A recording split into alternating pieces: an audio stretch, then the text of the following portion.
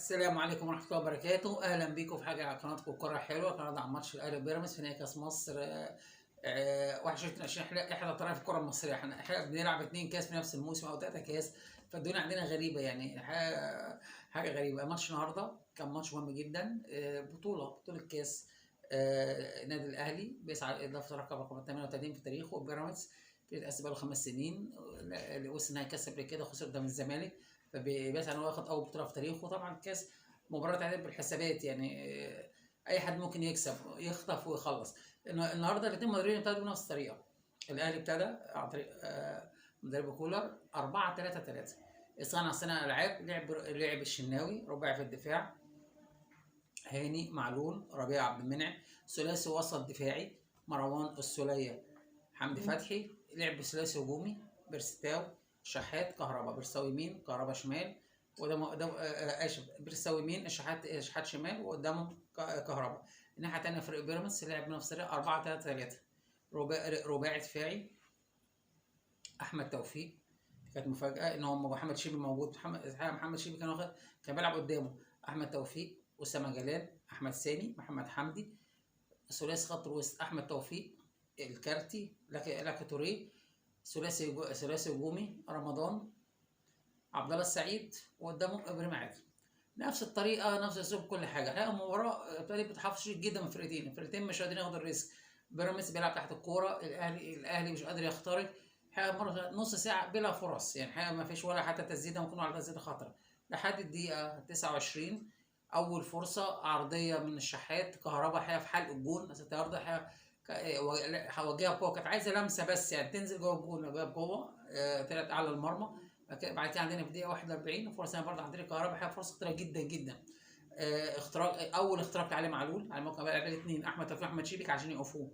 اول اختراق علي معلول ضرب بها الدفاع، لعبه عرضيه لكهربا، ومنطقه الجزاء استلم ولف وحطها تحت رجله وسددها، بس ما قفلش رجله. الكره ديت اعلى المرمى، هدف مؤكد 100%. هو لا قفل رجله في اي حته جون عاليه واطي، الكره كانت تخش جون، هدف 100%. انتهى الشوط بتاعه 0-0. قبل نهايه الشوط كان فيه اصابتين، يعني ما كانش فيه كوره، كان فيه اصابتين. رامي ربيعه اتغير الاصابه، وعبد الله سعيد خرج بالاصابه. الحقيقه الشوط الثاني ابتدى بحيث الانتهاء الاولاني تحافظ من الفرقتين. دخل كوره في الدقيقه 57، نزل قفشه مكان عمرو سالم مصاب، يعني ده كان تغيير بتعديل، لان هو غير لعيب بلعيب، بس ساعات تلعب 4-2-3-1 خلاص بقى. استنى عند الفريق الثالث بقى 10 سنه العاب، بيحاول يوصل المرمى، لان بيراميدز حاجه غريبه، كل ما كانت لعيبته بيلعب متحفظ جدا جدا. يعني احنا بنتكلم بيراميدز يعني الشوط الاول ولحد تقريبا الدقيقه 70 مفيش ولا فرصه على المرمى. الحقيقه اتعرض في اصابه جديده، اسامه جلال خرج ونزل مكانه كريم حافظ، عمل تعديل، رجع محمد حمدي مساك ولعب كريم حافظ باك يمين. الحقيقه المره دي كان فيها اصابات كتير. دقيقه 71 بيراميدز ما وصلش يا جماعه للجون ولا مره. دقيقه 71 فاول اتلعبت بالعرض، محمد هاني غطى الاوفسايد، لعب احمد سامي جت في العرض ورات الكارت حطها سهل في الجون. هدف اول نادي بيراميدز من اول تسديد على المرمى، يعني اول زي في ضربه 3 خشبات. الكاس كده يا جماعه ممكن تبقى طول الماتش بتدافع متحفظ تخطف وتخلص. الاهلي انتقد بسرعه قبل ما الوقت يسرقوا في دقيقه 72 بعدها بدقيقه. فرصه كبيره جدا للشحات، عدى بشكل كويس ولعبها ارضيه، الكره كانت رايحه في اتجاه المرمى، انقذها محمد حمدي على مرتين كورنر. لعب كورنر الشحات، كورنر ياسر ابراهيم طلع حطها في الجون بشكل كويس، كانت رايحه في الجون. الشناوي برضه كوره خاطم الشناوي، احمد الشناوي، الكره كانت رايحه جول، كهربا كملها في سكته. رجعنا للفار، هدف التعادل، هدف يعني تعادل 1-1 في الدقيقه 73. هدف مهم جدا. قال لك كنت اتاخر مثلا 10 دقائق كان هيبقى تحت ضغط شديد جدا، اخر 10 دقائق باسرع ضد الوقت، وبيراميدز هتكتل اكتر واكتر. رجعت الاهلي بسرعه للمباراه. بيراميدز كان خطورته الوحيده هي كره السبت، الاهلي بيحاول، بس طبعا التكتل مش مديله فرص، بيحاول يسدد، بيحاول يختار، بس مش قادر. الدقيقه 78 فرصه باربع تروح لبيراميدز كورنر. الحقيقه كوره غريبه جدا، الكوره اتلعبت، انقذها الشناوي عبد في المره الاولى، ردت انقذها الشحات، انقذها حمدي فتحي مع خط المرمى، ردت تاني شناوي انقذها مع خط الجون. الحقيقه الكوره باربع ارواح، كان ديت مثلا كان هتنهي الماتش تماما. بعد كده الفرقتين بقى في تحفظ، الاهلي مش عايز ياخد الريسك، نفس القصه لبيراميدز. انتهى المباراه في الاصل تعادل 0-0 او اسف 1-1. الوقت الاضافي الثاني تقريبا مفيش ولا تسديد على المرمى الفرقتين، تحفظ شديد جدا جدا. الاهلي مش عايز ياخد الريسك، بيراميدز متكتل تحت الكوره، قافل المساحات بشكل كبير جدا جدا، الاهلي مش قادر يخترق.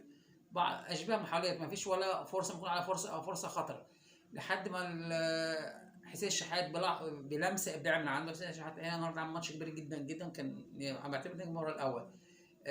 لعب الحقيقه، لعب كوره بنص الملعب، ضرب بيها الخطوط كلها. هنا اللي كمل في الكوره يا جماعه حمدي فتحي. حمدي فتحي مع كولر ابتدى يعمل الزياده العدديه. هو حمدي عنده الملكه الهجوميه، بيروح على الجون، يعني بيعمل زياده عدديه بشكل كويس جدا جدا جدا. حقيقه حمدي قطع بشكل كويس، الشحات لعبها له كوره في ظهر الدفاع على راسه.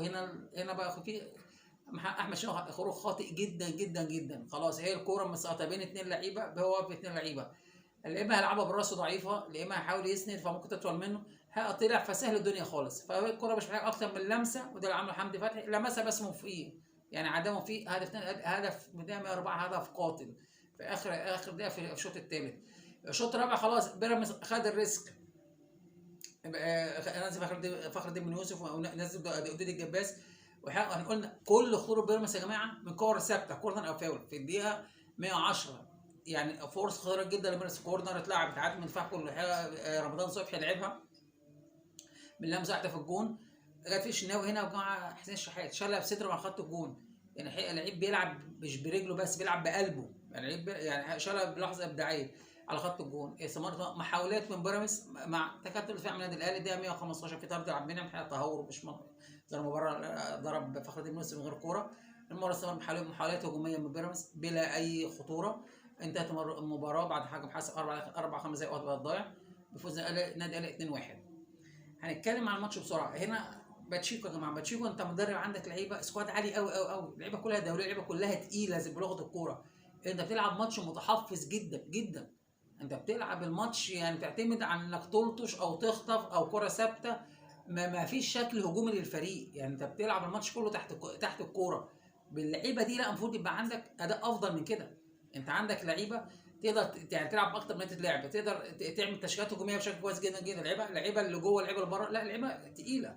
انت النهارده كتفت فريقك، انت كتفته كده، حزمته ان انت بتلعب على ايه؟ على الخطف، لطشه، كوره، حاجه ثابته، الكلام ده كله، لكن ما لعبتش للمكسب. الاهلي سعى للمكسب، يعني كولر سعى للمكسب، ما قدرش يخلق الفرص الكافيه، بس كان عنده الرغبه في المكسب، وعشان كده كانت مكافاه ليه ان هو المكسب. النهارده المباراه يا جماعه الاهلي عنده مكاسب بالجمله. البطوله الثانيه الكولر بيثبت رجله مع فريق اكتر واكتر، بعد الفوز بالسوبر على حساب الزمالك بياخد كاس مصر، بطوله كبيره. فالراجل خد بطولتين، متصدر الدوري فرق 2 بونت عن فيوتشر، نعم بس في 3 ماتشات اقل. فرق عن بيراميدز الثالث 7 بونت مع مع ماتشين اقل، يعني تكسبهم فرق 13. اسف، مع 13 اقل كمان. فانت دلوقتي ماشي على الطريق الصحيح، خدت بطوله في الثانيه، الدوري في الطريق ان شاء الله. عندك ماتش مهم جدا الفتره الجايه، عندك الماتشات كلها يا جماعه تشوف. بص الفتره الجايه عندك ماتشين فاركو وسموحه هتكسبهم عشان خاطر توسع الفرق في الدوري، تبقى عندك اريحيه، تبعد عن فوتش، تبعد عن بيراميدز اللي هم اللي وراك. عندك بعد كده ماتشين رجاء دور 8 مهمين جدا، ذهاب وعوده. بعد كده عندك السوبر هتلعب في الزمالك، ده احد مكاسب النهارده، ان بطوله، ان ماتش بطوله هيتك لبطوله. هتلعب السوبر في ابو ظبي يوم 5/5. الحقيقه ادى ثقه للجمهور في الفرقه اكتر واكتر. ده مدرب دعم مركزه. الراجل الحقيقه النهارده يا جماعه كولر عدى بكل الخطوات الصعبه اللي ممكن تتخيلها.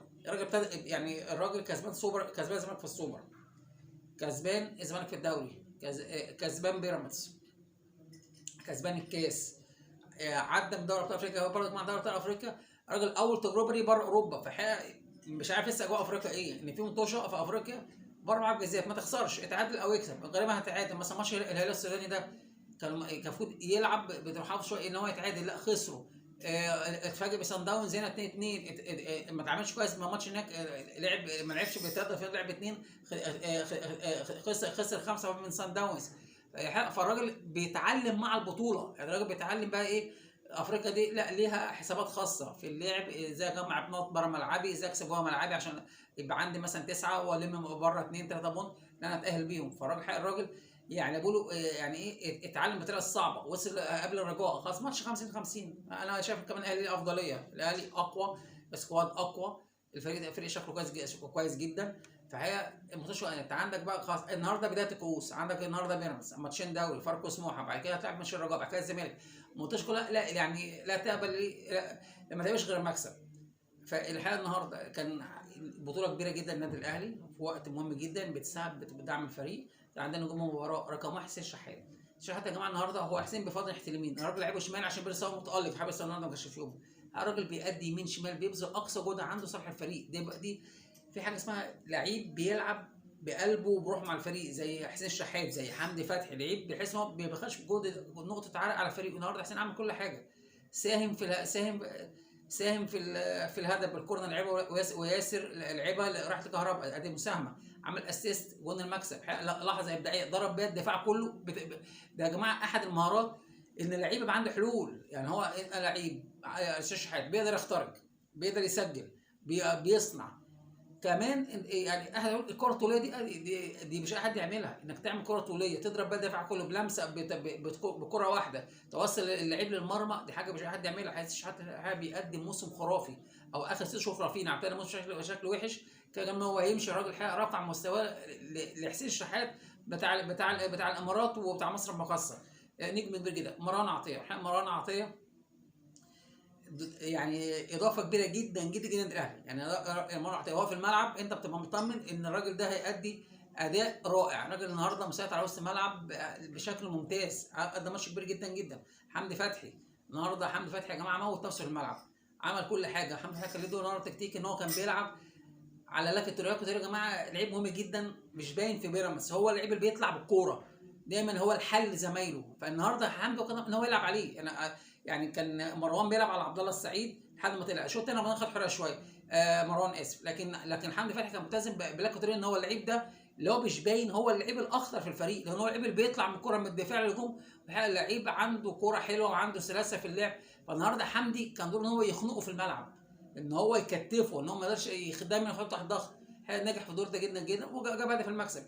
الفرقه كلها ياسر ابراهيم يا جماعه، انا بحب اللعيب ده جدا جدا. ياسر ابراهيم بيلعب ما عندوش مشكله، قاعد على الدكه لا قاعد بيفرق ولا زعلان ولا بينفخ، لا الراجل قاعد ملتزم جدا جدا جدا، بينزل في اي وقت بيأدي.